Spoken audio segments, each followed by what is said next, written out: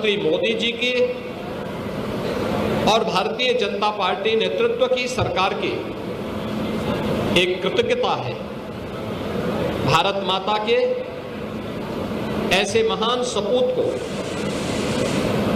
जिन्होंने एक प्रखर शिक्षाविद के रूप में, महान स्वतंत्रता संग्राम सेनानी के रूप में, एक विजनरी राजनीतिक नेतृत्व के रूप में देश को अपनी मूल्य सेवाओं से लाभान्वित किया था, उनकी इस पावन पुण्यतिथि के अवसर पर मैं उत्तर प्रदेश सरकार की ओर से, उत्तर प्रदेश की जनता जनार्दन की ओर से उनकी स्मृतियों को नमन करते हुए विनम्र श्रद्धांजलि अर्पित करता हूं। आज भारत माता के महान सपूत, भारतीय जनसंघ के संस्थापक अध्यक्ष डॉक्टर श्यामा प्रसाद मुखर्जी जी की पावन पुण्यतिथि है।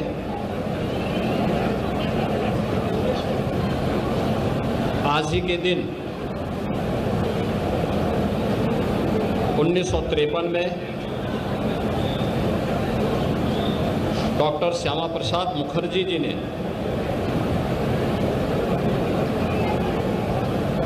अखंड भारत के लिए अपना बलिदान दिया था। डॉक्टर श्यामा प्रसाद मुखर्जी जी एक महान शिक्षाविद, महान स्वतंत्रता संग्राम सेनानी,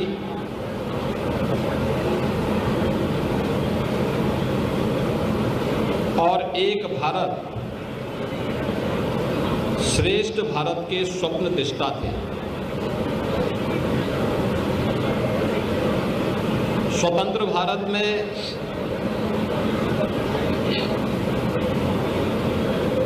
कैबिनेट मंत्री के रूप में उन्होंने देश को अपने विजनरी नेतृत्व से लाभान्वित करके देश की औद्योगिक नीति को तय करने में बड़ी भूमिका का निर्वहन किया था।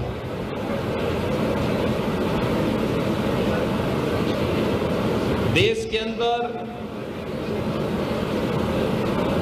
खाद्य आवश्यकता की पूर्ति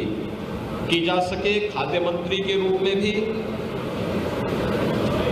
स्वतंत्र भारत के पहले मंत्री के रूप में उन्होंने एक बड़ी भूमिका का निर्वहन किया था। उन्होंने केंद्रीय कैबिनेट से पंडित नेहरू के नेतृत्व की सरकार के द्वारा आजादी के तत्काल बाद राष्ट्रीय एकता और अखंडता के साथ किए जा रहे खिलवाड़ को देखते हुए उन्होंने इस्तीफा दे दिया था और भारतीय जनसंघ के पहले अध्यक्ष के रूप में उन्होंने देश के अंदर एक नई राजनीतिक शुरुआत को आगे बढ़ाया था। जब आजादी के तत्काल बाद संविधान लागू 1950 में हुआ, 1952 में प्रथम आम चुनाव के बाद देश के संविधान में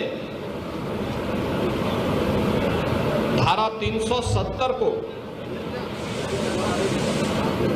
डाल करके राष्ट्रीय एकता को चुनौती देने का काम तत्कालीन सरकार ने किया था। कश्मीर में परमिट सिस्टम लागू किया गया और देश की सुरक्षा के साथ राष्ट्रीय एकता और अखंडता को स्वयं सरकार में बैठे हुए लोग ही चुनौती देने लग गए थे। तब एक देश में एक प्रधान जा सके खाद्य मंत्री के रूप में भी, स्वतंत्र भारत के पहले मंत्री के रूप में उन्होंने एक बड़ी भूमिका का निर्वहन किया था। उन्होंने केंद्रीय कैबिनेट से पंडित नेहरू के नेतृत्व की सरकार के द्वारा आजादी के तत्काल बाद राष्ट्रीय एकता और अखंडता के साथ किए जा रहे खिलवाड़ को देखते हुए उन्होंने इस्तीफा दे दिया था और भारतीय जनसंघ के पहले अध्यक्ष के रूप में उन्होंने देश के अंदर एक नई राजनीतिक शुरुआत को आगे बढ़ाया था। जब आजादी के तत्काल बाद संविधान लागू 1950 में हुआ, 1952 में प्रथम आम चुनाव के बाद देश के संविधान में धारा 370 को डाल करके राष्ट्रीय एकता को चुनौती देने का काम तत्कालीन सरकार ने किया था। कश्मीर में परमिट सिस्टम लागू किया गया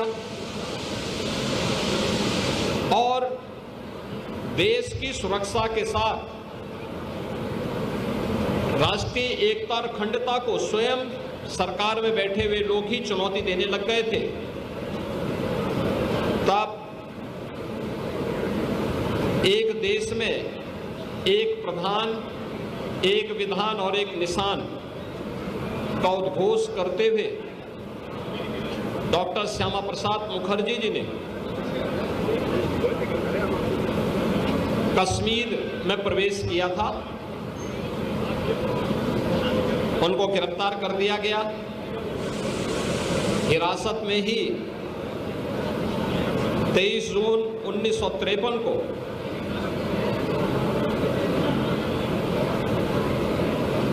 जम्मू कश्मीर के जेल में उनका बलिदान हुआ। डॉक्टर श्यामा प्रसाद मुखर्जी जी ने 1953 में जो सपना देखा था, एक भारत का, अखंड भारत का और सुरक्षित भारत का,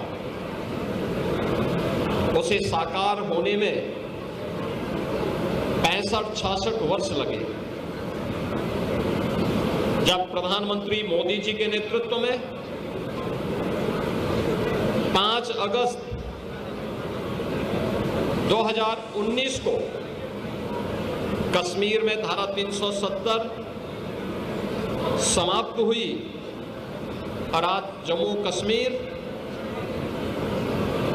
लोकतांत्रिक मूल्यों और आदर्शों के साथ भारत के संविधान की भावनाओं के अनुरूप एक भारत श्रेष्ठ भारत की इन परिकल्पनाओं को साकार कर रहा है। कश्मीर में धारा 370 का हटना डॉक्टर श्यामा प्रसाद मुखर्जी जी के प्रति प्रधानमंत्री मोदी जी की और भारतीय जनता पार्टी नेतृत्व की सरकार की एक कृतज्ञता है। भारत माता के ऐसे महान सपूत को, जिन्होंने एक प्रखर शिक्षाविद के रूप में, महान स्वतंत्रता संग्राम सेनानी के रूप में, एक विजनरी राजनीतिक नेतृत्व के रूप में देश को अपनी मूल्य सेवाओं से लाभान्वित किया था, उनकी इस पावन पुण्यतिथि के अवसर पर मैं उत्तर प्रदेश सरकार की ओर से, उत्तर प्रदेश की जनता जनार्दन की ओर से उनके स्मृतियों को नमन करते हुए विनम्र श्रद्धांजलि अर्पित करता हूं। आज भारत माता के महान सपूत भारतीय जनसंघ के संस्थापक अध्यक्ष डॉक्टर श्यामा प्रसाद मुखर्जी जी की